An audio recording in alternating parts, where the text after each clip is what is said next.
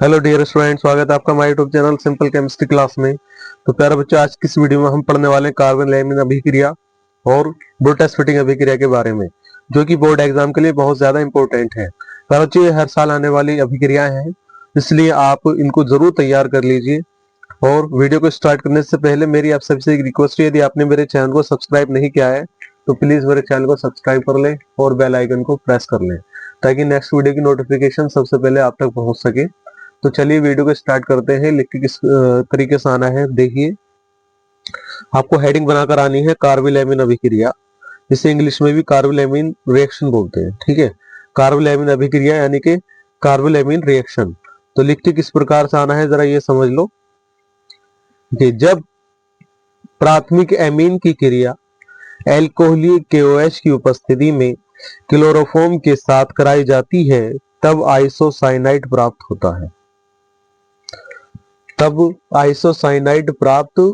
है। ठीक है, तो इस तरीके से आपको लिख कर आना है। दोबारा समझ लो कैसे लिख कर आना है आपको। जब प्राथमिक एमीन की क्रिया एल्कोहलीय KOH की उपस्थिति में क्लोरोफॉर्म के साथ कराई जाती है तब आइसोसाइनाइड प्राप्त होता है और यह अभिक्रिया कार्बिल एमीन अभिक्रिया कहलाती है।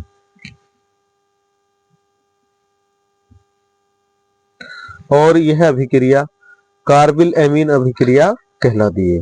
फिर दोबारा समझेंगे। देखिए, यहाँ पे आपको प्राथमिक एमीन लेना है, द्वितीयक एमीन नहीं लेना है। जब प्राथमिक एमीन की क्रिया एल्कोहलिक KOH यानी कि पोटेशियम हाइड्रोक्साइड की उपस्थिति में क्लोरोफॉर्म यानी कि CHCl3, क्लोरोफॉर्म का सूत्र होता है CHCl3 के साथ कराई जाती है तब आइसोसाइनाइड प्राप्त होता है। आइसोसाइनाइड का सूत्र अभी बताएंगे क्या होता है।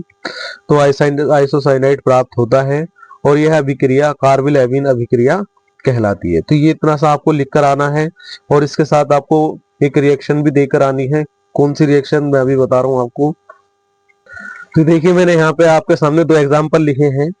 देखिए, एग्जाम्पल 1, एग्जाम्पल 2। ठीक है, दोनों एग्जाम्पल को समझेंगे। यदि एक एग्जाम्पल आप लिख लेते हैं तो दूसरा एग्जाम्पल भी आप आसानी से लिख लेंगे, क्योंकि दोनों एग्जाम्पल सेम है, बस अंतर CH3 और C2H5 का है। ठीक है, तो देखिए, हाँ आपको उसमें परिभाषा में बोला था कि जब प्राथमिक एमीन की क्रिया एल्कोहलिक KOH की उपस्थिति में क्लोरोफॉर्म के साथ कराई जाती है तो आइसोसाइनाइड प्राप्त होता है। यह अभिक्रिया कार्बिल एमीन अभिक्रिया कहलाती है। ठीक है, इस प्रकार से। तो देखिए, हाँ हमने प्राथमिक एमीन ले लिया है, मैथिल एमीन को प्राथमिक एमीन बोलते हैं। एक हमने क्लोरोफॉर्म ले लिया है, जो कि परिभाषा में बोला था CHCl3 इसका सूत्र होता है। एक हमने KOH ले लिया यानी कि एल्कोहलीय KOH ले लिया। ठीक है, जब आपस में आप इसकी रिएक्शन कराओगे तो आपको मिल जाएगा यहाँ से CH3NC यानी कि मैथिल आइसोसाइनाइड। उन्होंने बोला था कि आइसोसाइनाइड प्राप्त होता है, तो हो गया नहीं आइसोसाइनाइड। देखिए, NC, जहां NC लगा होता है उसे आइसोसाइनाइड बोलते, तो CH3 को मैथिल बोलते, तो मैथिल आइसोसाइनाइड हो जाएगा। ठीक है, ये पोटेशियम क्लोराइड है और ये बच्चों जल है।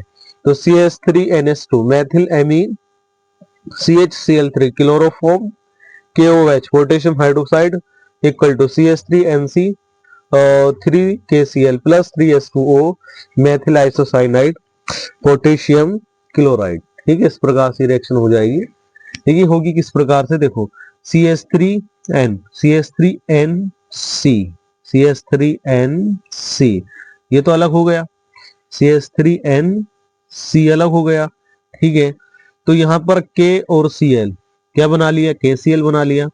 उसके बाद ऑक्सीजन बचा, ऑक्सीजन ने हाइड्रोजन के साथ मिलकर क्या बना लिया है, जल बना लिया। ठीक है, इसको बैलेंस कैसे किया आपने ये भी देख लो। यहाँ पर Cl3 है तो आपने यहाँ पर KCl से पहले कितना लगा दिया, 3 लगा दिया।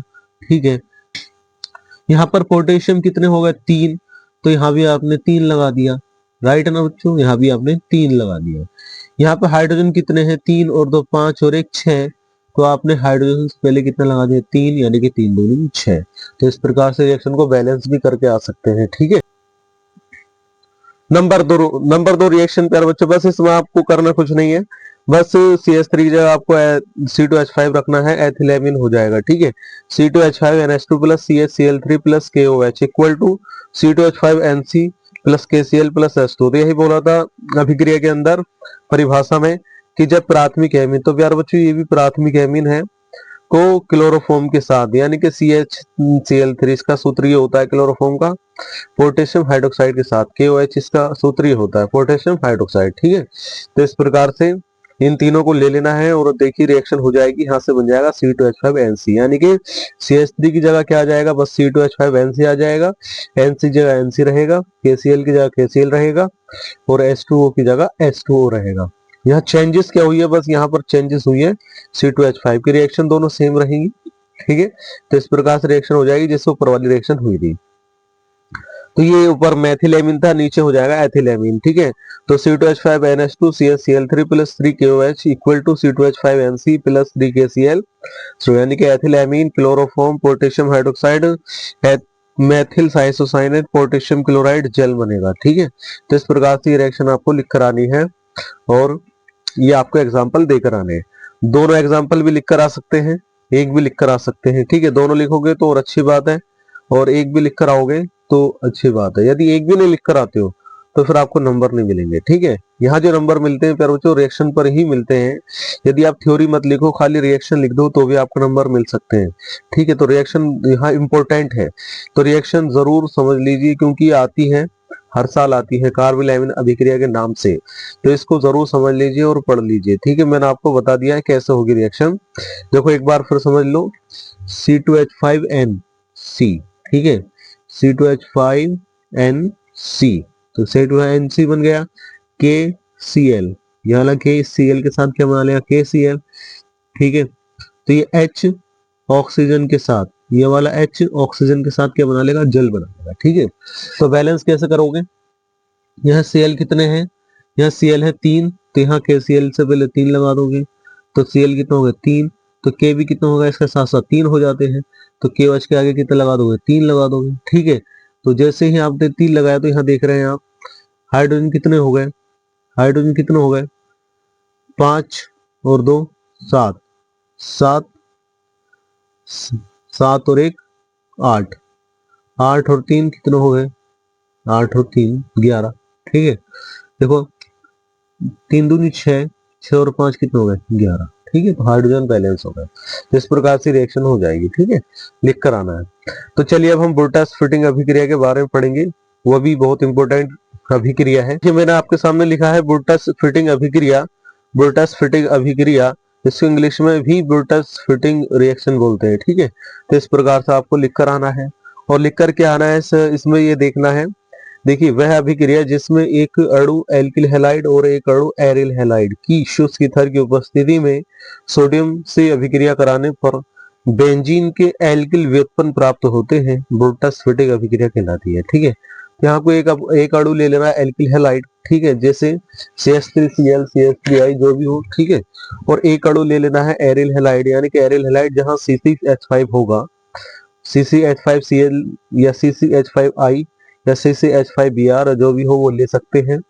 ठीक है, शुष्क ईथर यानी कि ड्राई ईथर की उपस्थिति ले ली है, उसमें सोडियम धातु यानी कि Na के साथ अभिक्रिया करा देनी है, और फिर आप देखेंगे बेंजीन के एल्किल व्युत्पन्न प्राप्त हो जाते हैं। ठीक है, बेंजीन की रिंग पर जो है ग्रुप लगकर आ जाएगा, उसको बेंजीन एल्किल व्युत्पन्न कहते हैं, और इस अभिक्रिया को बुर्टास फिटिंग अभिक्रिया कहलाती है। अब दोबारा देखिए, वह अभिक्रिया जिसमें एक अणु एल्किल हैलाइड व एक अणु एरिल हैलाइड की शुष्क ईथर की उपस्थिति में सोडियम से अभिक्रिया कराने पर बेंजीन के एल्किल व्युत्पन्न प्राप्त होते हैं, बुर्टास फिटिंग अभिक्रिया कहलाती है। तो इस प्रकार से आपको परिभाषित करके आना है, और एग्जाम्पल क्या लिख कर आ रहा है वो भी देख लो। एग्जाम्पल इसका बहुत आसान है, आराम से इसको कर लोगे। ये देखिए एग्जाम्पल है CCH5I plus Na plus CH3I, इसे कहते हैं एरिल हैलाइड और इसको कहते हैं एल्किल हैलाइड। ठीक है, तो एक अणु आपको एरिल हैलाइड ले लेना है, एक अणु एल्किल हैलाइड ले लेना है, उसको ड्राई ईथर की उपस्थिति में सोडियम धातु के साथ, ड्राई ईथर की उपस्थिति में सोडियम धातु के साथ आपको गर्म करा देना है या अभिक्रिया करा देनी है। तो देखिए यहाँ पर मैंने यहाँ बॉक्स बना दिया है Na, तो क्या बन जाएगा, Na बन जाएगा। ठीक है, C6H5CH3, C6H5CH3 अलग हो जाएगा, तो जो बॉक्स के अंदर है इसको आप अलग करके लिख दो, और जो बॉक्स से बाहर है उसको मिलाकर लिख दो। बॉक्स के अंदर वालों को एक तरफ लिख दो, ठीक है, और जो बॉक्स से बाहर है उन्हें मिलाकर अलग लिख दो, CCH5CH3 हो जाएगा।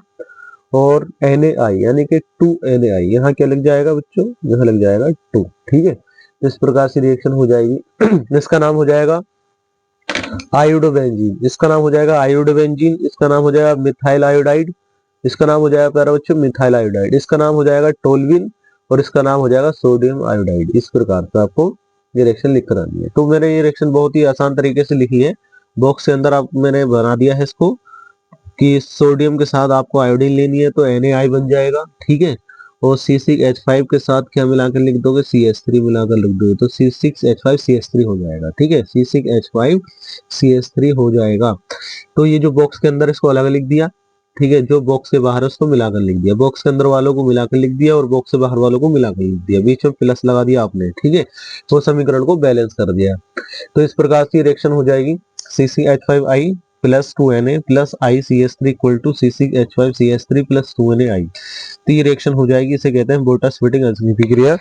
बहुत आसान रिएक्शन है। ठीक है, करके जरूर आनी है, छोड़कर नहीं आनी है। ठीक है, इसको कहते हैं आयोडोबेंजीन, इसको कहते हैं मिथाइल आयोडाइड, इसको कहते हैं टोल्विन, इसको कहते हैं सोडियम आयोडाइड। ठीक है, इस प्रकार की रिएक्शन हो जाएगी, अभिक्रिया हो जाएगी। तो प्यारे बच्चों, इस प्रकार से आप कार्बिल एमीन अभिक्रिया और वोल्टा स्प्लिटिंग अभिक्रिया को जरूर जरूर लिख कर आना है, छोड़कर नहीं आना है, क्योंकि आती है और आएगी जरूर। ठीक है, 100%।